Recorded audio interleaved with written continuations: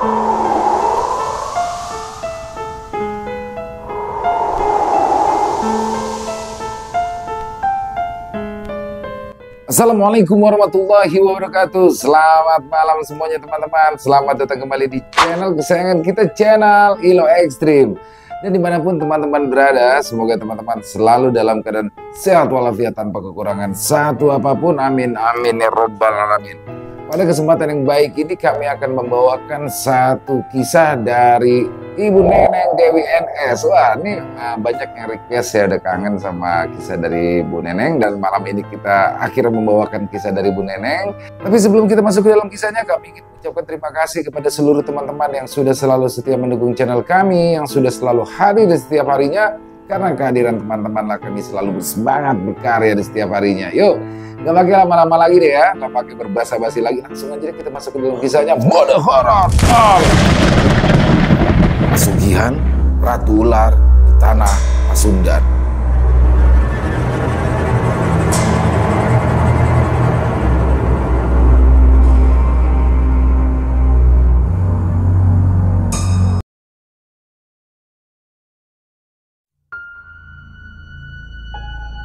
Pak Dirja adalah seorang montir di sebuah bengkel mobil dan motor milik Pak Danu, bosnya. Namun sebuah insiden membuatnya terpaksa harus berhenti bekerja. Kaki kanannya tanpa sengaja tertimpa mobil yang sedang ia bongkar onderdilnya untuk diservis. Akibatnya, kaki kanan dari Pak Dirja pun patah dan kini dia harus menjalani sisa hidup dengan sebelah kaki. Pak Danu yang memang terkenal pelit itu tidak memberikan kompensasi upah sepeser pun sebelum memecatnya, dengan dalih jika semua kecelakaan kerja yang dialami murni keteledoran dari Pak Dirja. Padahal saat kecelakaan kerja itu terjadi, Pak Dirja sudah bekerja selama 26 hari dan 4 hari lagi adalah tanggal dia biasanya gajian. Makanya kalau kerja itu yang fokus Dirja, jangan sambil ngelamun. Sekarang kan saya juga yang rugi nih, Jadi harus ganti rugi sama pemilik mobil yang besarnya 2 kali lipat dari gaji kamu, omel Pak Danu sambil menunjuk-nunjuk ke arah Pak Dirja yang pada saat itu sedang meringis kesakitan pada bagian kaki kanannya. Tapi bos, setidaknya beri saya kompensasi setengah dari gaji saya bulan ini. Kan saya sudah masuk 26 hari kerja, pinta Pak Dirja dengan suara yang memelas. Ya nggak bisa lah. Masih untung kamu itu cuma saya pecat. Enggak, saya laporin ke pihak berwajib. Sudah, sana kemasi barang-barang kamu, lalu ke rumah sakit. Tapi jangan harap saya mau membiayai pengobatannya. Bayar sendiri, kata Pak Danu dengan suaranya yang ketus. Bu Tati, istri dari Pak Dirja yang pada awalnya begitu setia menemani Pak Dirja dalam suka maupun duka selama 16 tahun pernikahan mereka, perlahan sikapnya mulai berubah sejak Pak Dirja kondisinya cacat. Bu Tati bukan hanya berkata malu punya suami cacat, tapi ia juga mulai mengungkit-ungkit Pak Dirja yang hanya kerja serabutan semenjak ia dipecat sebagai montir. Pak Dirja sudah mencoba mencari pekerjaan kesana kemari, namun kondisi fisiknya yang kini tidak sempurna membuatnya kesulitan untuk mendapatkan pekerjaan baru. Sampai pada akhirnya Pak Dirja pun rela kerja serabutan sebagai tukang pengangkut sampah. 2 kali dalam seminggu, Pak Dirja mengumpulkan sampah-sampah warga dengan memakai sebuah gerobak yang disediakan pihak kecamatan. Kemudian, warga akan memberinya upah seikhlasnya. Meskipun Pak Dirja harus mendorong gerobak sampah tersebut sambil terpincang-pincang, namun itu tidak mengurangi semangatnya demi mencari rezeki yang halal untuk keluarga yang dicintainya. Sebaliknya, Bu Tati tetap saja tidak bisa menghargai usaha dari Pak Dirja yang dengan keterbatasannya tetap bertanggung jawab mencari nafkah untuk anak istrinya. Setiap kali Pak Dirja memberikan upah hasil jerih payahnya, pastilah Bu Tati menerimanya sambil bersungut-sungut. Kenapa nggak mencari pekerjaan yang lain sih, Pak? Ibu teh males nyuci baju bapak, udah kotor, bau sampah lagi. Mana upahnya kecil, uang 100.000 mah mana cukup buat menuhin kebutuhan hidup kita bertiga selama seminggu, Pak. Keluh Bu Tati sambil melemparkan uang 100.000 itu ke meja. Ya, Bu Tati juga selalu memasang wajah masam ke arah sang suami yang baru saja pulang mengantarkan sampah ke tempat pembuangan sampah dekat kantor kecamatan. Iya nih Bapak, aku kan pengen dibelikan sepeda motor Pak. Semua teman-temanku sudah dibelikan motor sama orang tuanya. Cuma aku sendiri yang belum punya. Kan aku malu Pak. Tiba-tiba saja Rino, anak Pak Dirja dan Bu Tati yang baru saja pulang dari sekolah ikut nimbrung. Pak Dirja hanya bisa menghela nafas berat. Ia menatap iba kepada sang anak karena tidak bisa membelikan sepeda motor yang lama diimpikannya. Maafkan Bapak ya Nok. Bapak janji, insya Allah kalau Bapak punya rezeki lebih, Bapak akan belikan kamu sepeda motor. Kamu yang sabar ya nak, bujuk Pak Dirja pada anak sulungnya itu. Akan tetapi tidak jauh berbeda dengan Bu Tati, sikap Rino juga sama saja tidak bisa menghargai jeripaya sang ayah. Bosan, dari dulu janji melulu. Aku udah gak percaya lagi sama Bapak. Aku itu butuhnya motor baru Pak, bukan janji-janji, sanggar Rino sambil ngeloyor masuk ke dalam kamarnya dan membanting pintu kamar dengan keras. Beak! Pak Dirja langsung istighfar sambil memegangi dadanya Bu Tati yang selama ini memang selalu memanjakan sang anak. Bukannya berusaha memberikan pengertian kepada Rino, justru malah ikut-ikutan menyudutkan Pak Dirja. Sampai pada akhirnya Pak Dirja sempat mendengar desas-desus dari para tetangga kalau Bu Tati sering janjian dengan Pak Sukri, seorang duda kaya yang memang sudah cukup lama mengincar Bu Tati. Pak Sukri adalah salah satu orang terkaya di kampung mereka dan merupakan pemilik peternakan ayam yang sukses. Sawahnya juga banyak. Meskipun sudah banyak tetangga yang memberitahu Pak Dirja perihal kelakuan Bu Tati yang disinyalir berselingkuh dengan Pak Sukri di belakangnya, namun Pak Dirja tidak mau percaya begitu saja. Pak Dirja sangat percaya jika Bu Tati tidaklah mungkin melakukan hal serendah itu karena kesetiaan sudah teruji selama 16 tahun pernikahan mereka. Pak Dirja sebenarnya lebih fokus memikirkan Rino yang terus memaksa minta dibelikan sepeda motor sampai mengancam tidak akan mau pergi ke sekolah. Hal ini membuat Pak Dirja begitu resah. Maafkan Bapak ya Nok. Bapak bukannya tidak mau belikan kamu sepeda motor, tapi kondisi keuangan saat ini memang sedang tidak memungkinkan untuk mengabulkan permintaan kamu, keluh Pak Dirja dalam hati. Rupanya setelah tahu jika kehidupan rumah tangga Bu Tati dan Pak Dirja sedang bermasalah akibat masalah ekonomi, Pak Sukri mencoba masuk dalam kehidupan keluarga tersebut dengan diawali mengajak Bu Tati untuk bekerja sebagai ART di rumahnya. Bu Tati yang pada awalnya membutuhkan uang tambahan demi mencukupi kebutuhan keluarganya tentu saja menerima tawaran pekerjaan tersebut. Tetapi semakin kesini, Pak Sukri yang memang sudah lama menduda mulai tertarik kala melihat paras cantik dari Bu Tati. Bu Tati yang juga mulai tergiur dengan iming-iming janji manis Pak Sukri, akhirnya tidak menolak saat Pak Sukri mengajaknya menjalin hubungan terlarang di belakang Pak Dirja. Dia masih menimbang-nimbang usulan Pak Sukri selingkuhannya.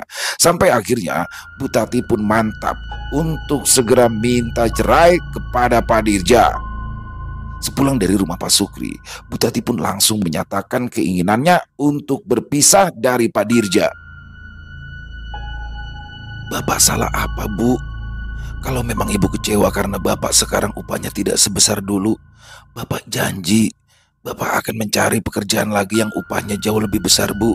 Asal Ibu janji jangan pernah meninggalkan Bapak dan anak kita. Hibah Pak Dirja yang merasa sangat terpukul ketika sang istri yang tiba-tiba saja menyatakan ingin berpisah dengannya. Namun Bu Tati yang memang sudah dibutakan oleh iming-iming harta yang akan diberikan oleh Pak Sukri hanya tersenyum sinis. Bapak emang jangan khawatir, karena Ibu akan membawa Rino untuk ikut pergi bersama Ibu. Ibu juga gak mau anak kita harus terus-terusan hidup melarat bila harus tinggal ikut sama Bapak. Tandas Bu Tati seraya berjalan ke dalam kamar dan membereskan semua pakaiannya. Singkat cerita, Pak Dirja pun terpaksa mengabulkan keinginan dari Bu Tati untuk berpisah. Rino, sang anak juga dibawa ikut oleh Bu Tati. Pak Dirja sadar tidak akan mungkin ia bisa membahagiakan dua orang yang sangat disayanginya itu. Pak Dirja yang bertekad ingin merubah nasib akhirnya mulai menabung sedikit demi sedikit untuk memulai usaha kecil-kecilan. Setelah merasa modalnya cukup, Pak Dirja pun memutuskan untuk menjadi penjual sayur keliling. Pagi itu, Nindi yang sudah siap-siap mau berangkat kuliah, tak lama kemudian terdengar suara Pak Dirja, tukang sayur langganan Bu Cahaya, melintas di depan rumahnya dengan suara khasnya. Pak Dirja berteriak seraya menawarkan dagangannya kepada para ibu-ibu yang ditemuinya. Tidak lama kemudian, sebuah mobil sedan melintas di depan mereka dan terlihat Bu Tati yang sedang duduk di depan dan Pak Sukri di sampingnya memandang sinis dengan tatapan meremehkan ke arah Pak Dirja. Pak Dirja pun hanya bisa menundukkan wajahnya. Lalu tiba-tiba saja mobil sedan dari Pak Sukri sengaja melintasi jalan yang dipenuhi genangan bekas air hujan hingga cipratan lumpurnya yang berwarna coklat mengotori gerobak dan celana panjang yang dikenakan Pak Dirja. Nindi yang merasa kasihan lalu mengajak Pak Dirja untuk membersihkan pakaiannya di dalam rumah, namun Pak Dirja langsung menolak dengan alasan ia mau berkeliling lagi sebab dagangannya masih banyak. Pak Dirja pun pamit kepada Nindi dan juga Bu Cahaya. Siang terasa begitu terik. Cahaya mentari terasa bagai memanggang kulit. Saking teriknya, Pak Dirja memutuskan untuk beristirahat sejenak di sebuah bangku kosong di perbatasan kampung.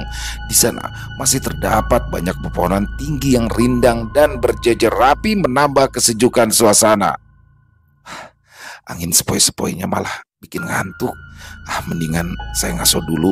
Capek juga setengah hari keliling kampung sampai kaki pegel, gumam Pak Dirja sambil mengusap-ngusap kaki kanannya yang cacat dan terasa sangat sakit akibat dibawa berjalan kaki berjam-jam untuk menjajakan sayuran. Pak Dirja lalu memutuskan tiduran di bangku panjang yang terbuat dari bambu. Topi lusuh yang sudah robek di beberapa bagian itu kini ia pakai untuk menutupi wajahnya. Sampai akhirnya suasana hening. Suara desiran angin sepoi-sepoi membuat Pak Dirja jadi cepat mengantuk. Beliau pun akhirnya tertidur dengan pulas yang ditandai dengan terdengarnya suara dengkuran. Pak Dirja pun bermimpi, namun ia merasa mimpinya itu sangat aneh. Pak Dirja seperti bermimpi bertemu dengan 3 orang laki-laki kekar bertelanjang dada dengan wajah hitam seperti arang dan rambut keriting. Kedua laki-laki tersebut datang menghampirinya sambil membawa 2 karung uang pecahan 100 ribuan di dalamnya, dan salah satu laki-laki itu menghampiri Pak Dirja menawarkan sesuatu di luar perkiraan Pak Dirja. Dirja, apa kamu tidak bosan hidup miskin terus? Anak istrimu meninggalkanmu. Kamu rajin berdoa dan beribadah. Tapi hidupmu masih saja melarat, ejek laki-laki berbadan kekar itu sambil menatap lurus ke arah Pak Dirja. Pak Dirja yang kaget karena ia memang tidak mengenal ketiga laki-laki itu, apalagi baunya juga membuat hidungnya terganggu. Ya, ketiga laki-laki di depannya itu menebar bau seperti aroma kambing atau domba yang berada di dalam kandang. Maaf, kalian teh siapa? Tanya Pak Dirja yang masih bingung. Siapa kami bertiga? Itu tidaklah penting, Dirja. Yang pasti kami datang hanya untuk menawarkanmu sebuah bantuan, jawab laki-laki itu. Bantuan apa? Saya benar-benar gak paham maksud kalian, ujar Pak Dirja. Laki-laki itu memberikan kode kepada kedua temannya yang sedari tadi memanggul 2 karung uang pecahan 100 ribu agar menurunkan karung tersebut dari bau mereka. Aku dan kedua kawanku ini ingin menawarkanmu uang sebesar 500 juta. Tapi ada syaratnya. Tandas laki-laki itu. Pak Dirja mengucek-ngucek kedua matanya seakan-akan tidak percaya. Seumur hidup dia belum pernah melihat apalagi memiliki uang sebanyak itu, dan kini uang sebesar 500 juta itu terpampang nyata di depan matanya, bahkan ditawarkan untuk menjadi miliknya. Untuk beberapa saat Pak Dirja hanya bisa terpukau. Ya, karena semenjak menjadi penjual sayur keliling, jangankan uang 100.000, untuk mendapatkan uang 50.000 sehari saja, Pak Dirja harus berkeliling dulu seharian mengitari beberapa kampung. Belum lagi, jualannya sering kali sepi pembeli akibat adanya pesaing sesama penjual sayur, yaitu Pak Darto. Bedanya, Pak Darto berjualan sayur berkeliling dengan menggunakan sepeda motor, sehingga Pak Dirja suka keduluan Pak Darto. Jualan Pak Darto juga lebih lengkap. Maka dari itu, banyak para pembeli yang lebih suka membeli sayuran kepada Pak Darto. Bila mengingat semua itu, sebenarnya hati Pak Dirja sangat sedih. Ditambah lagi Pak Darto yang juga kerap menghinanya. Namun di sini Pak Dirja lebih memilih mengalah, mengingat semua yang dikatakan oleh Pak Darto adalah fakta. Belum lagi, penghinaan juga ia dapatkan dari Bu Sari, tantenya yang dikenal kaya raya tetapi pelit. Ketika tempo hari Pak Dirja hendak meminjam uang untuk modal berjualan sayur sebesar 5 juta, jangankan memberi pinjaman, adik dari mendiang ibunya itu malah menghinanya habis-habisan. Maaf ya Dirja, kalau buat tante mah ya uang 5 juta itu mah kecil. Mau pinjam 100 juta juga ada kok di bank. Tapi masalahnya, tante itu gak yakin kalau kamu bakal bisa balikin uangnya, ucap Bu Sari dengan nada arogan. Saking arogannya, ia hanya mengajak sang keponakan mengobrol di depan pintu, tidak mempersilahkan Pak Dirja masuk ke dalam rumah mewahnya. Pak Dirja benar-benar merasa diperlakukan bukan sebagai anggota keluarga, tapi dia hanya bisa pasrah karena sadar jika saat ini kondisinya memang sedang terpuruk. Hei manusia, tanya kamu malah melamun. Bagaimana? Apakah kamu mau menerima tawaran atau tidak? Suara bentakan dari salah satu sosok laki-laki itu mengagetkan lamunan Pak Dirja. Pak Dirja kaget mendengar suara bentakan. Tubuhnya sempat gemetar ketakutan karena kini ia melihat ketiga laki-laki itu tubuhnya berubah menjadi membesar, 4 kali lipat lebih besar dari ukuran semula. Mata mereka juga mulai berubah menjadi warna merah menyala. Pak Dirja pun langsung tersurut mundur. Karena ketakutan, Pak Dirja makin bergidik ngeri, apalagi ketika melihat kuku-kuku ketiga sosok tersebut berubah panjang dan berwarna hitam. Kalian, Pak Dirja tidak sanggup melanjutkan ucapannya akibat terintimidasi oleh rasa takut yang semakin besar. Ya, kami bertiga adalah penguasa tempat ini. Niat kami itu baik, ingin membantumu dari kesulitan, wahai manusia. Suara salah satu sosok yang merupakan sosok genderuwo tersebut sedikit melunak. Pak Dirja akhirnya berhasil mengumpulkan keberaniannya untuk bertanya. Apa syarat yang kalian ajukan agar saya bisa mendapatkan uang yang kalian tawarkan? Tanya Pak Dirja. Gampang, kami hanya meminta kau lukai telapak tangan kirimu dengan pisau ini. Tapi harus kau lakukan sendiri, wahai manusia, jawab salah satu sosok itu seraya mengeluarkan sebuah pisau belati berwarna kuning kemasan yang entah dari mana datangnya. Tiba-tiba sudah tergenggam erat di tangan kirinya yang berotot itu. Sepertinya ia memang bermaksud untuk memberikannya ke tangan Pak Dirja. Pak Dirja yang masih bingung tidak langsung mengambil pisau itu. Dia masih ragu-ragu. Jangankan meraih pisaunya, mendekat ke arah tiga sosok mirip genderuwo itu saja Pak Dirja masih belum memiliki keberanian. Jangan kau sia-siakan tawaran dari kami ini, wahai manusia. Kau pasti ingin membuat anak dan istrimu kembali lagi padamu, kan? Kau juga pasti ingin membalas perbuatan orang-orang yang sudah menghina kemiskinanmu. Jadilah manusia yang bisa membuat keputusan terbaik untuk hidupmu dan keluarga yang kau cintai. Tandasnya. Lalu ketiga sosok mirip genderuwo itu pun akhirnya menghilang seiring menghilangnya bau khas kambing ataupun domba yang sejak tadi mengganggu indera penciuman Pak Dirja.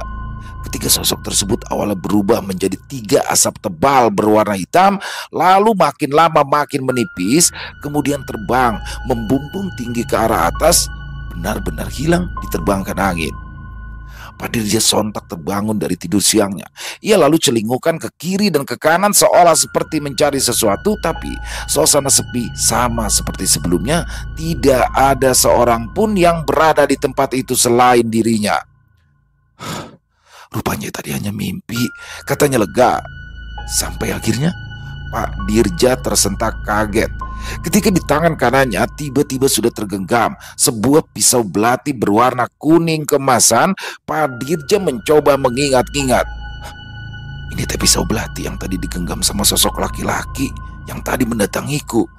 Kenapa tiba-tiba sudah tergenggam di tanganku? Serem, ucap Pak Dirja yang kembali mulai dijajah oleh rasa takut yang tidak bisa dilukiskan. Akhirnya Pak Dirja pun memutuskan untuk pulang karena mendadak tubuhnya merasa tidak enak seperti akan demam. Pak Dirja kembali mendorong gerobak jualan sayurnya ke arah jalan pulang sambil terus bertanya-tanya dalam hati tentang kejadian aneh dan mimpi ganjil yang baru saja dialaminya. Namun tiba-tiba dari arah yang berlawanan muncul sekelompok pemuda yang menaiki sepeda motor mereka dengan ugal-ugalan. Mereka bukan hanya kebut-kebutan, tapi juga sengaja menggerung-gerungkan suara knalpot bising dari sepeda motornya hingga membuat suasana begitu gaduh. Pak Dirja yang melihat hal itu dari kejauhan hanya geleng-geleng kepala melihat kelakuan para pemuda tanggung itu. Dia tidak mau berurusan dengan mereka dan lebih memilih untuk menepi ke pinggir agar jangan sampai tertabrak oleh rombongan para pemuda tersebut.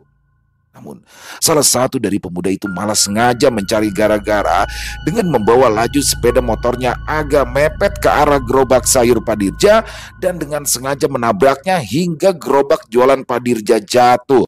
Semua jualannya pun tumpah ke jalan hingga bercampur dengan tanah.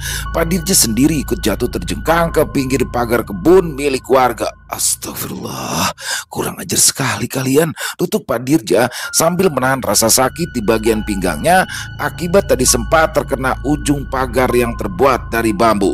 Tanpa ia sadari, pisau belati berwarna kuning kemasan itu pun ikut terlempar ke bawah gerobak. Bukannya meminta maaf, apalagi membantu Pak Dirja berdiri, pemuda yang tadi sengaja menabrak gerobak Pak Dirja malah menggilas semua sayur mayur jualan Pak Dirja dengan ban sepeda motornya sambil tertawa terbahak-bahak. Rekan-rekannya yang lain malah ikut tertawa dan bertepuk tangan melihat aksi kurang ajar rekannya itu. Wah, gila kamu ya, No. Masa sama bapak sendiri kamu kayak gitu sih? Tegur salah satu rekannya, tapi dari nada bicaranya justru hanya pura-pura menyindir Rino. Mendengar nama anaknya disebut, Pak Dirja pun langsung memperhatikan lekat-lekat pemuda yang kini berdiri dengan angku di atas sepeda motornya itu. Wajahnya yang tertutupi helm berwarna gelap tak bisa dikenali oleh Pak Dirja. Rino, apa benar itu kamu, Nak? Tanya Pak Dirja dengan suara yang menyiratkan rasa rindu yang begitu dalam. Sambil berjalan terpincang-pincang, Pak Dirja berjalan mendekat ke arah sepeda motor Rino, bermaksud ingin memeluknya. Tapi yang terjadi sungguh di luar dugaan. Rino membuka helmnya dan justru malah membentaknya. Jangan deket-deket. Saya nggak sudi punya bapak yang miskin sama cacat seperti kamu. Sana, minggir, minggir, bentak Rino. Kemudian pemuda tanggung berusia 16 tahunan itu menendang tubuh Pak Dirja hingga jatuh tersungkur. Rasa sakit yang dirasakan Pak Dirja saat ini akibat tubuhnya jatuh tersungkur tidak sebesar rasa sakit hati yang dirasakannya akibat perlakuan anak kandungnya itu.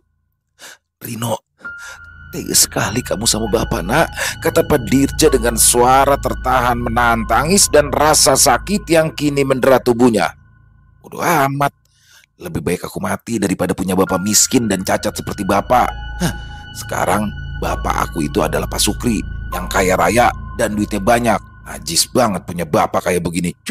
Tandas Rino seraya meludah ke tanah. Pada saat yang bersamaan, Nindi dan Bu Cahaya kebetulan melintas di tempat itu. Sepulang bepergian, Nindi pun langsung turun dari mobilnya dan menghampiri Pak Dirja yang masih berusaha bangun dengan susah payah. Pak Dirja nggak apa-apa? Tanya Nindi cemas. Pak Dirja tidak menjawab, hanya air matanya yang perlahan mulai jatuh yang langsung ia susut dengan ujung tangan. Sebagai seorang ayah, hatinya begitu pedih dengan tingkah laku dan juga ucapan Rino yang sudah merendahkan dirinya.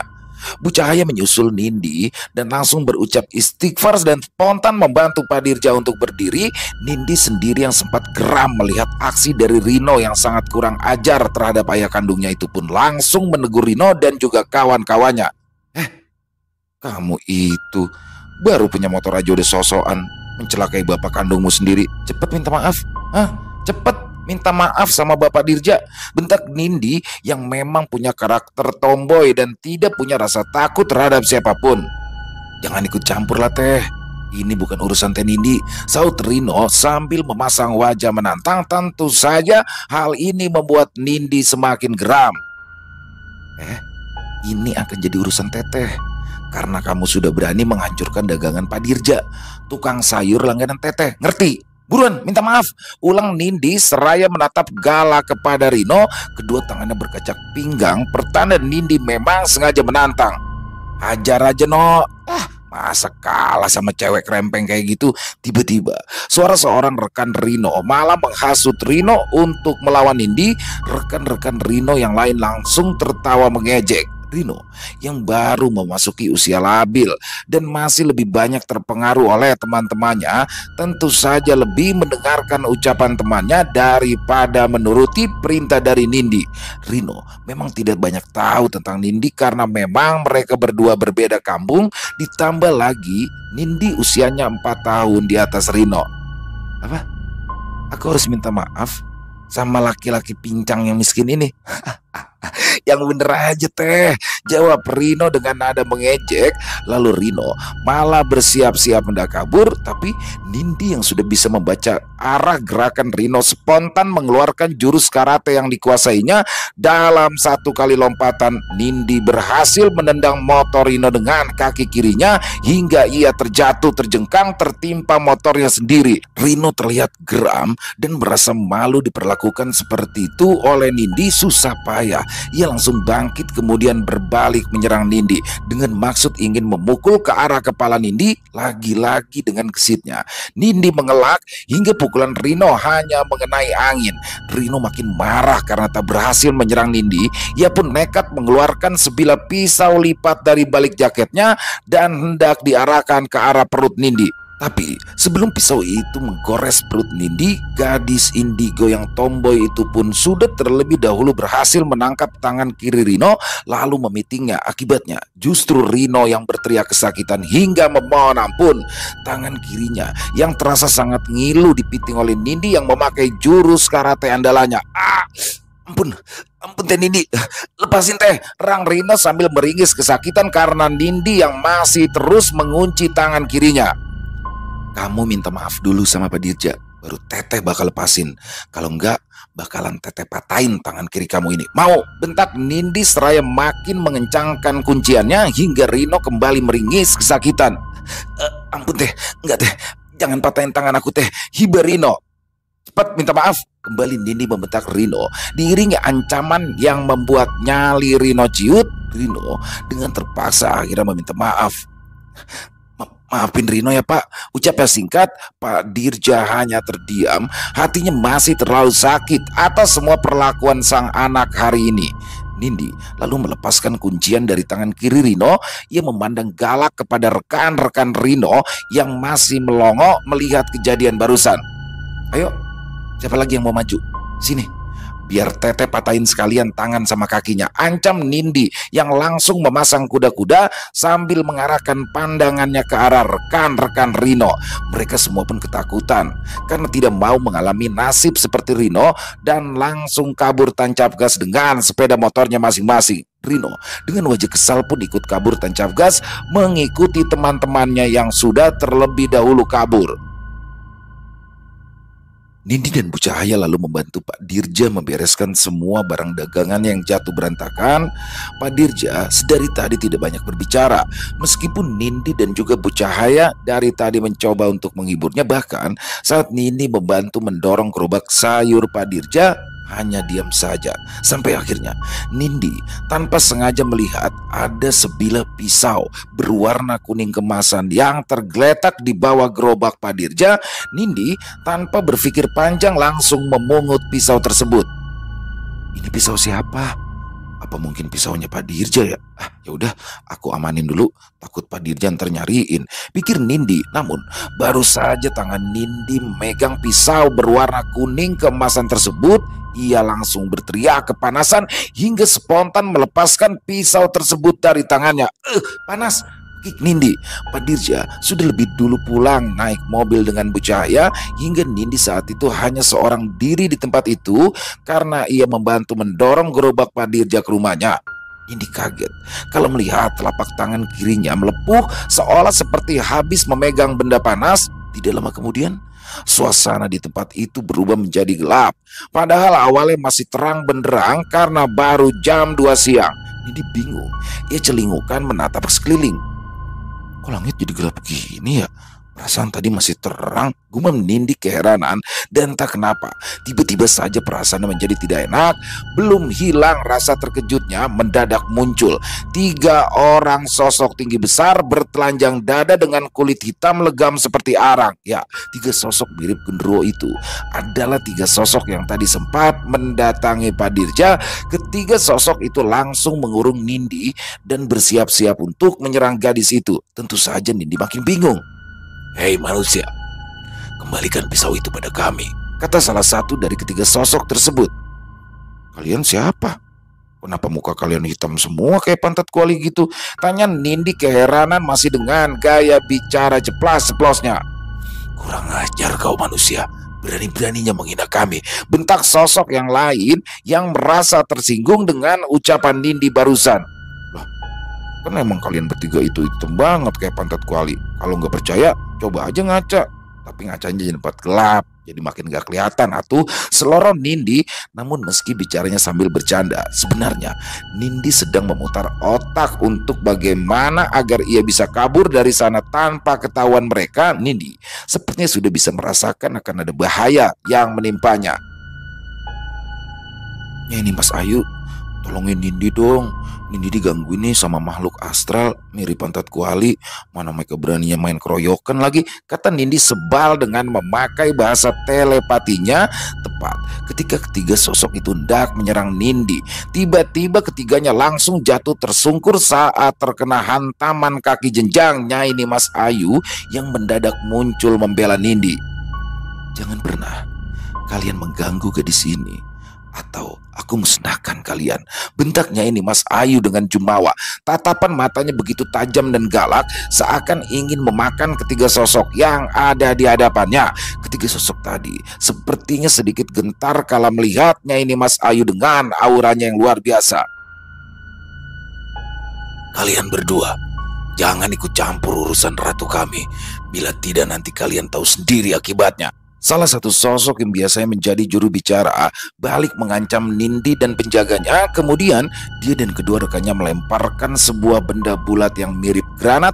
Lalu muncullah asap dan sosok mereka bertiga pun langsung menghilang dari pandangan.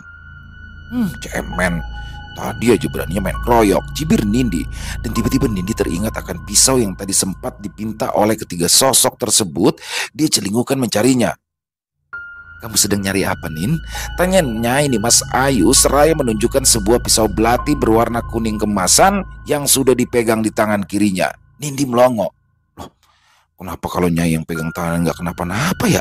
Tanya Nindi keheranan yang menggaruk kepala yang tidak gatal. Karena ini bukanlah pisau belati sembarangan, Nindi. Ini adalah pisau belati milik siluman Ratu Ular, khusus untuk pesugihan. Maka dari itu auranya akan bentrok dengan kamu dan membuat tanganmu terasa terbakar saat memegangnya. Seharusnya tadi kamu membaca doa dulu sebelum menyentuhnya. Nyai ini Mas Ayu mencoba menjelaskan. Pantesan Nindi manggut-manggut sambil melirik telapak tangannya yang masih melepuh seperti bekas terkena luka bakar. Biarkan pisau belati ini aku yang menyimpannya ya, tandasnya ini Mas Ayu seraya memasukkan pisau belati tersebut ke balik pakaian adat khas Balinya.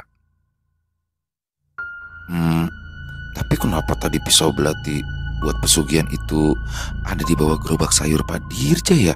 Masa iya Pak Dirja mau melakukan pesugihan? Pikir Nindi.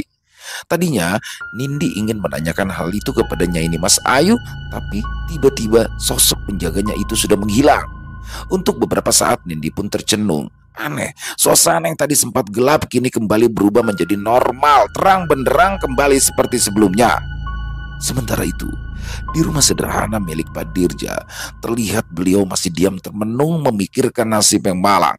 Sepertinya kejadian tadi siang ketika Rino secara terang-terangan menghina dan juga memperlakukannya begitu kasar di hadapan teman-temannya membekas di hati Pak Dirja. Tanpa terasa, air matanya jatuh menuruni kedua belah pipinya. Kenapa nasibku semalang ini, ya Allah? Aku mulai tidak kuat untuk menanggungnya. Rata Pak Dirja seraya menutup wajahnya dengan kedua tangan. Dan tiba-tiba saja terdengar ada suara bisikan halus di telinganya. Jangan terus terpuruk seperti itu, wahai manusia. Bangkitlah.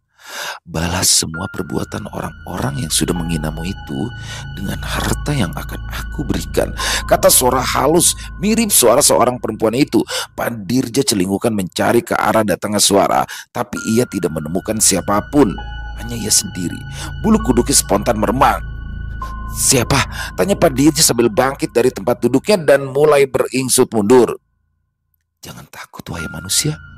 Aku hanya ingin menolongmu, sahut suara halus itu disusul dengan kemunculan sesosok wanita cantik yang memakai pakaian serba hijau dan sebuah mahkota bertahtakan emas permata berbentuk ular di atas kepalanya. Pak Dirja begitu takjub kalau melihat kecantikan sosok wanita cantik yang kini ada di hadapannya, yang juga menebar bau harum yang sungguh menggoda naluri kelelakiannya. Namun Pak Dirja langsung menundukkan wajah ketika melihat lebih seksama sosok yang ada di hadapannya berwujud setengah manusia setengah ular. Kau tidak perlu tahu siapa aku, wahai manusia. Tapi aku mungkin adalah malaikat penolongmu saat ini. Kemarin aku sudah mengutus ketiga anak buahku untuk menawarkan sebuah perjanjian. Tapi kau sepertinya masih ragu-ragu. Maka dari itu aku langsung datang untuk menemuimu. Kata sosok itu. Pak Dirja pun memberanikan diri mengangkat wajahnya. Saya tidak berani karena khawatir nantinya akan meminta tumbal, jawab Pak Dirja jujur. Awalnya Pak Dirja sempat takut kalau saja sosok tersebut akan murka, tapi di luar dugaan sosok itu hanya tertawa. Jangan khawatir, wahai manusia. Aku akan mengabulkan apapun yang kau mau, asalkan kau mau patuh dan mengikuti semua syarat yang aku minta. Bagaimana? Tawar sosok berwujud setengah manusia dan setengah ular itu, sampai akhirnya Pak Dirja memutuskan untuk berani mengambil resiko apapun. Yang penting ia bisa menjadi orang paling kaya di wilayah itu. Rasa sakit hati yang sudah ia derita mampu mengalahkan akal sehat yang tadi sempat menyurutkan niatnya. Apa syaratnya? Tanya Pak Dirja. Mudah. Kau hanya perlu menggoreskan telapak tangan kirimu itu dengan menggunakan pisau belati ini. Lalu darahnya kucurkan di sebuah wadah. Nanti kau berikan wadah berisi darahmu itu padaku. Setelah itu 2 karung uang yang kala itu ditawarkan oleh anak buahku akan langsung menjadi milikmu. Mudah bukan? Saut sosok itu sambil tersenyum. Baik. Saya bersedia, jawab Pak Dirja tanpa pikir panjang. Bagus. Ternyata kau adalah manusia yang cerdas. Jangan sia-siakan kesempatan yang aku berikan ini. Dan mulai sekarang kau adalah abdiku dan aku adalah junjunganmu. Panggil aku Nyai Ratu, ucap sosok itu. Dan tiba-tiba saja sebilah pisau belati berwarna kuning keemasan persis seperti yang pernah diberikan oleh 3 sosok mirip genderuwo tiba-tiba sudah tergenggam di tangan kanan Pak Dirja. Pak Dirja menjawab dengan anggukan. Pak Dirja pun tanpa berpikir panjang langsung menggores telapak tangan kirinya dengan pisau belati pemberian sosok setengah manusia setengah ular. Pisau itu begitu tajam hingga dalam 1 kali goresan saja sudah mampu membuat telapak tangan Pak Dirja mengalami luka menganga. Darah spontan mengucur dari luka tersebut, disusul suara teriakan kesakitan dari Pak Dirja karena memang ia merasakan rasa sakit yang luar biasa pada bagian telapak tangan kirinya. Sambil menahan rasa sakit, Pak Dirja pun buru-buru menampung darahnya ke sebuah mangkok plastik. Sosok itu tampak tersenyum puas ketika ia menerima mangkok berisikan darah segar dari luka telapak tangan Pak Dirja. Lalu sosok itu menghilang begitu saja, meninggalkan aroma wangi yang membuat bulu kuduk Pak Dirja makin meremang. Pak Dirja yang kehilangan banyak darah pada akhirnya jatuh pingsan. Sementara itu, Nindi yang sedang berada di dalam kamarnya untuk membuat tugas kuliah yang harus dikumpulkan besok pagi. Nindi terlihat begitu fokus dengan laptop yang ada di depannya hingga ia tidak menyadari kalau ada seekor ular sanca yang ukurannya sebesar paha orang dewasa tiba-tiba muncul di belakang tubuhnya. Ular sanca itu secara perlahan merayap mendekati tubuh Nindi yang sedang membelakanginya. Lalu ketika sudah berada di bagian pinggang Nindi, secepat kilat ular itu melingkarkan tubuhnya lalu melilit tubuh Nindi sedemikian rupa hingga Nindi kaget. Astagfirullah, ular! Teriak Nindi histeris. Awalnya Nindi berniat hendak meloncat dari atas ranjang, tapi tak bisa karena lilitan ular yang begitu kuat. Nindi sempat kesulitan untuk bernafas. Tapi bukan Nindi namanya kalau tidak memiliki keberanian dan 1001 akal. Bukannya melepaskan lilitannya dari tubuh Nindi, ular itu malah makin mempererat lilitannya. Nindi sempat putus asa sampai akhirnya ia coba melantunkan ayat kursi dengan suara nyaring. Lalu kedua tangan yang bebas mulai berzikir dan menghitung dengan ruas-ruas jarinya. Setelah itu, Nindi mengepalkan kedua tangannya lalu memegang tubuh ular itu sambil membaca basmalah. Di luar dugaan, kedua tangan Nindi langsung mengeluarkan asap disusul terdengar suara rang kesakitan. Namun kedua tangan Nindi makin kuat mencengkram tubuh ular tersebut sampai akhirnya lilitan ular itu tiba-tiba terlepas dan tubuh ularnya seperti terbelah menjadi dua bagian. Nindi bergidik ngeri. Kini tubuh ular yang sudah terbagi dua itu tiba-tiba mulai terpotong menjadi beberapa bagian, seperti ada tangan yang tidak terlihat yang memotong-motongnya. Siapa yang udah motongin tubuh ular ini? Nindi keheranan sambil menjauh dari potongan tubuh ular yang kini memenuhi ranjangnya. Tiba-tiba muncullah sosoknya ini Mas Ayu. Aku yang sudah memotong-motong tubuh mereka dengan senjata ratu mereka sendiri, ucapnya ini Mas Ayu seraya terus mengiris-ngiris tubuh ular tersebut dengan pisau belati yang sempat ditemukan Nindi di bawah gerobak sayur milik Pak Dirja. Nyai, Nindi yang masih syok dengan kejadian barusan yang menimpanya hanya bisa terdiam. Kenapa kamu tidak memanggil saya, Nindi? Tegurnya ini Mas Ayu. Nindi bingung menjawabnya, dia hanya bisa menggaruk kepalanya. Sementara itu, di kediaman Pak Dirja, luka di telapak tangan kiri Pak Dirja akibat goresan pisau belati dari sosok ratu ular malah semakin menganga lebar, membuat Pak Dirja pada malam itu tak bisa tidur. Ia terus saja merintih kesakitan sambil mencoba mengobati luka itu dengan berbagai cara. Sampai akhirnya muncullah 3 orang sosok laki-laki yang pernah menemuinya kemarin, masing-masing membawa 2 karung berisi uang pecahan 100.000. Ratu kami menyuruh untuk memberikan 2 karung uang ini buatmu, wahai manusia, karena kau sudah resmi menjadi pengikut ratu kami. Ambillah, kata salah satu di antara 3 sosok laki-laki itu seraya menghempaskan kedua karung tersebut ke hadapan Pak Dirja. Pak Dirja tentu saja sumringah menerimanya, tapi tiba-tiba saja ia ingat dengan rasa sakit teramat sangat di bagian telapak tangan kirinya yang sampai saat ini masih ia rasakan. Semua rasa sakit yang sempat ia rasakan di telapak tangan kirinya itu mendadak hilang setelah ia melihat banyaknya uang yang ada di dalam karung. Pak Dirja pun langsung membeli berbagai keperluan dan juga barang-barang yang selama ini tidak bisa ia beli. Ia juga membeli motor bagus yang masih baru dan rencananya akan ia pakai untuk berjualan sayur keliling. Bahkan kini motor jauh lebih bagus daripada motor milik Pak Darto saingannya. Pak Dirja juga menambahkan koleksi jualannya dengan ditambahkan ikan, daging, ayam, dan lain-lain, tentu saja dengan memakai uang pesugihan dari sang ratu ular. Saat Pak Dirja seperti biasa berkeliling berjualan dengan motor barunya, Pak Darto terlihat kaget, dan lebih kaget lagi saat para ibu-ibu yang biasanya membeli sayur dan bahan masakan ke Pak Darto berbondong-bondong menghampiri sepeda motor jualan Pak Dirja yang terparkir tidak jauh dari motor Pak Darto. Wah, Pak Dirja tuh motornya bagus, baru beli ya? Tanya seorang ibu-ibu. Iya Bu, Biar saya tidak capek keliling dari satu kampung ke kampung yang lain, sahut Pak Dirja sambil melirik dengan tatapan mengejek ke arah Pak Darto. Wih, jualan Pak Dirja teh sekarang lengkap.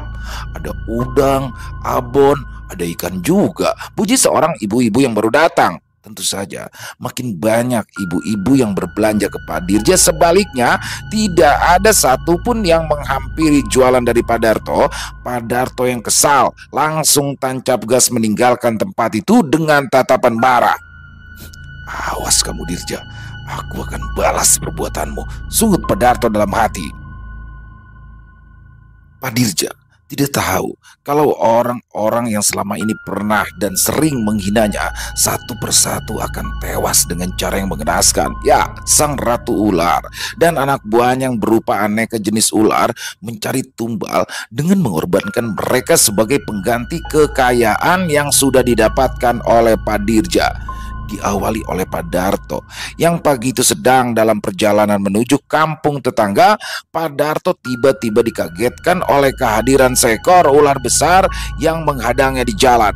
Pak Darto kesal dan malah hendak menabrak ular tersebut karena dianggap sudah menghalangi langkahnya. Tapi aneh, ketika sedikit lagi sepeda motornya yang sengaja dikebut itu hendak menggilas tubuh ular tersebut, tiba-tiba ular itu menghilang. Pak Darto yang kaget dan dia tidak bisa menguasai motornya, akhirnya menabrak pohon yang ada di depannya. Motor Pak Darto ringsek. Pak Darto sendiri tewas tertimpa sepeda motornya hingga kepalanya terluka parah. Saat Pak Darto sekarat, mendadak ular besar tadi muncul lagi dan membeli tubuhnya hingga tewas dengan tubuh remuk di dalam. Disusul Busari yang hendak menyiram bunga-bunga kesayangannya di taman dan menyiangi rumput liar yang tumbuh di sekitarnya. Tiba-tiba saja entah dari mana datangnya muncul seekor ular kobra yang tiba-tiba sudah menegakkan kepalanya di depan wajah Busari yang sedang mencabuti rumput yang tumbuh di dekat bunga mawar kesayangannya. Busari kaget sekaligus ketakutan, tapi ia tidak sempat lari karena ular kobra itu sudah lebih dulu mematuk kakinya. Busari ditemukan suaminya sudah tewas dengan tubuh membiru dan mulut yang mengeluarkan busa dengan sebuah luka seperti habis digigit hewan berbisa di kakinya.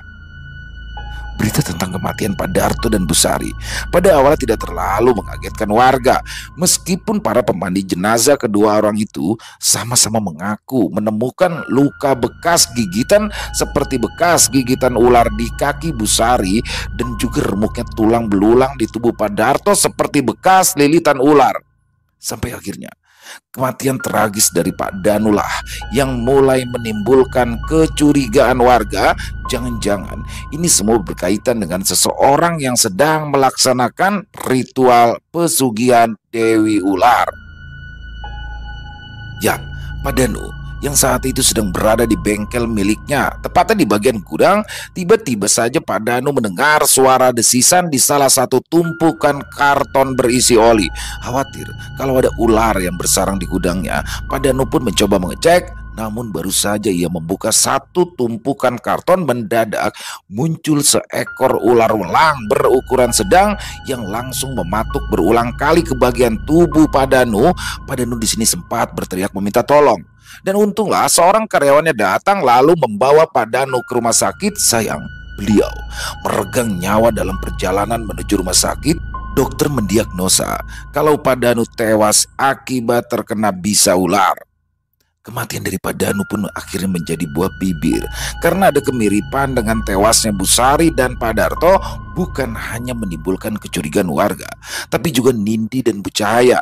Nindi berkata ke Bu Cahaya kalau ia sudah berbulan-bulan melihat tangan kiri Pak Dirja diperban, tapi sepertinya luka itu tak kunjung sembuh. Pernah ia menanyakan ke Pak Dirja. Beliau beralasan jika telapak tangannya itu tanpa sengaja tergores pisau saat ia akan memotong daging ayam. Namun aneh, Nindi mengaku setiap kali ia melihat Pak Dirja sekarang, ia seperti melihat ada bayangan seorang perempuan yang tubuhnya dipenuhi sisik seperti ular di sekujur tubuhnya. Dan sosok perempuan yang ia lihat itu selalu melotot marah ke arah Nindi. Apa jangan-jangan kematian Pak Darto, Pak Danu dan Busari ada kaitannya dengan Pak Dirja ya Bu? Pak Dirja kan sekarang mendadak kaya, bisa beli motor baru, sudah mampu membeli lapak sayuran dan daging sendiri. Padahal kan dulu kita tahu hidupnya susah, kata Nindi mencoba berspekulasi. Sudah, jangan berprasangka buruk dulu ah. Ya mungkin aja Pak Dirja itu baru habis dapat warisan, ya kan? Sangga Bu Cahaya, tetapi Nindi tetap tidak yakin dengan pendapat dari ibunya itu karena setahu Nindi hanya mendiang Bu Sarila, satu-satunya keluarga Pak Dirja yang tersisa.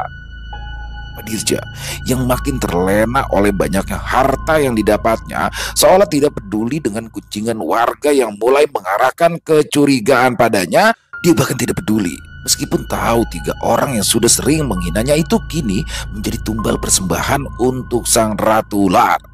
Setiap satu nyawa yang ditumbalkan maka akan dibalas oleh 1 karung uang senilai 250 juta oleh sang ratu. Bahkan kini Pak Dirja tidak perlu bersusah payah lagi berjualan sayur berkeliling menggunakan motor. Ia kini sudah memiliki 3 lapak sayur dan daging sekaligus di 3 pasar dan sudah memiliki karyawan juga. Rumah mewah untuk ukuran kampung sudah dimilikinya hanya dalam waktu 5 bulan saja. Sekarang sikap Pak Dirja juga berubah drastis. Dulu dia yang sangat taat beribadah dan selalu ramah, kini berubah drastis menjadi orang yang tak pernah lagi beribadah dan juga sikapnya mulai berubah menjadi sombong. Suatu hari, Pak Dirja yang baru saja membeli rumah mewah dan menjadi satu-satunya rumah paling mewah di kampung itu, kedatangan Rino dan Bu Tati mantan istrinya. Tiba-tiba saja Bu Tati sambil menangis memohon-mohon agar Pak Dirja mau menerimanya kembali. Ibu menyesal Pak, sudah pergi meninggalkan Bapak, kata Bu Tati dengan wajah berurai air mata. Rino juga sama Pak, Rino menyesal sudah durhaka sama Bapak. Maafin Rino ya Pak, ucap Rino sambil menundukkan wajah. Namun reaksi dari Pak Dirja sungguh di luar dugaan. Kenapa? Kenapa kamu berdua tiba-tiba datang ke sini? Hah? Bukannya kamu sudah punya si Sukri, suami barumu yang selalu kamu bangga-banggakan itu, ha? Tanya Pak Dirja sambil menatap tajam ke arah Bu Tati yang hanya bisa menundukkan wajahnya. Rino sama ibu diusir sama mantan istri dan anak Pak Sukri Pak, karena Pak Sukri kemarin meninggal dunia. Rino mewakili ibunya menjawab. Dalam hatinya Pak Dirja merasa kaget. Berarti kabar tentang meninggal dunianya Pak Sukri kemarin yang konon dipatuk ular ketika sedang mengontrol peternakan ayam miliknya adalah benar. Karena tadi malam tiba-tiba saja 1 karung berisikan uang kembali ada di dalam kamarnya. Bukannya merasa kasihan, apalagi berempati atas musibah yang baru saja menimpa anak dan mantan istrinya, Pak Dirja malah tertawa mengejek. Terus setelah si Sukri meninggal dan aku sekarang sudah menjadi orang kaya, baru gitu kalian ingat sama aku? Ah, serang Pak Dirja dengan wajah sinis. Bu Tati lalu mendekati Pak Dirja dan bersujud di kakinya sambil menangis. Maafin ibu Pak, ibu teh nyesel. Ibu janji tidak akan mengulangi kebodohan ibu lagi. Ibu janji Pak, demi, ucap Bu Tati seraya memegangi kedua kaki Pak Dirja. Namun Pak Dirja yang masih merasa sakit hati atas semua kata-kata dan juga perbuatan Bu Tati melepaskan kedua kakinya dari pegangan tangan sang mantan istri. Saya mah sudah maafin semua kesalahan kamu, tapi ya saya juga tidak bisa menerima kamu kembali di dalam kehidupan saya. Sekarang pergi, bawa itu sekalian anak kamu yang durhaka itu, kata Pak Dirja sambil melangkah masuk ke dalam rumahnya. Bu Tati dan Rino terus memanggil-manggil namanya sambil berteriak histeris meminta maaf dan menangis. Merasa kesal, Pak Dirja pun langsung memanggil penjaga rumahnya untuk mengusir mereka berdua dari rumah mewahnya. Nindi yang baru saja pulang kuliah tanpa sengaja melintasi rumah baru Pak Dirja. Nindi kaget kenapa ia kala itu melihat banyak sekali ular di sekeliling rumah.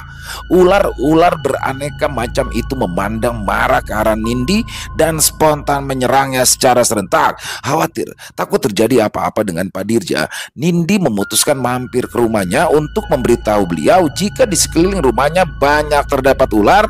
Nindi kaget dan baru sadar kalau ternyata itu bukanlah ular biasa tapi ular jadi-jadian. Tiba-tiba munculannya ini Mas Ayu yang langsung melemparkan bunga kamboja yang biasa terselip di atas telinganya. Spontan, ular-ular yang tadinya hendak menyerang Nindi berubah menjadi kepulan asap dan menghilang. Kamu baca ayat kursi sebelum masuk ke dalam rumah Pak Dirja, Nin. Perintahnya ini Mas Ayu. Nindi mengangguk, tapi berkali-kali Nindi mengetuk-ngetuk pintu rumah. Tak ada sautan dari Pak Dirja. Justru yang Nindi dengar adalah teriakan kesakitan dari dalam rumah. Itu kayak suaranya Pak Dirja, berarti Nindi. Nindi mencoba memanggil penjaga rumah untuk menemaninya masuk ke dalam. Mereka berdua kaget kala mendapati Pak Dirja yang sedang mengerang kesakitan ketika tubuhnya dililit oleh seekor ular piton yang berukuran lebih kurang 2 meter. Astagfirullah Pak Dirja, pekik Nindi.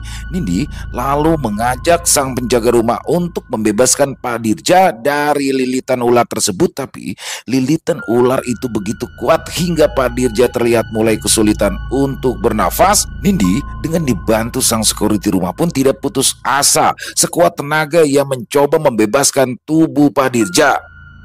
Hei, kau anak buah Ratu Ular, lepaskan laki-laki itu sebelum aku bakar, bentaknya ini Mas Ayu. Tapi sia-sia, ular gaib yang ukurannya juga sebesar ular piton tadi tiba-tiba saja muncul dan langsung menyerang Nyai Nimas Ayu. Tentu saja Nyai Nimas Ayu tidak tinggal diam, ia berbalik menghajar sosok ular jadi-jadian itu. Nindi juga ikut mengeluarkan tasbih kayu Dewan Daru dari dalam tas lempangnya.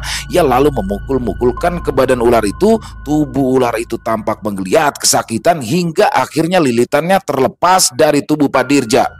Cepat, bawa Pak Dirja keluar, cepat. Ular siluman ini biar saya menghajar, ucap Nindi kepada security. Ia pun mengangguk dan segera memapa tubuh Pak Dirja yang terlihat lemah keluar dari sana.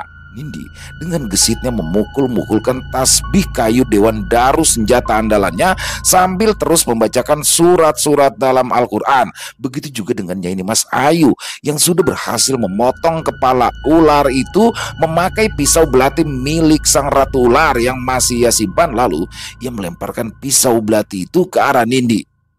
Cepat potong tubuh ularnya dengan pisau ini, Nin. Cepat, perintahnya ini Mas Ayu. Nindi dengan gesitnya menyambut pisau belati tersebut dan tanpa membuang waktu ia pun menghujamkannya ke perut ular piton yang ada di depannya. Ular besar itu pun terbelah menjadi 2. Tidak lama terdengar suara bentakan disertai ancaman. Awas, awas kalian berdua, berani-beraninya ikut campur urusanku, ancam sang Ratu Ular. Tapi hanya suaranya saja yang terdengar bergema.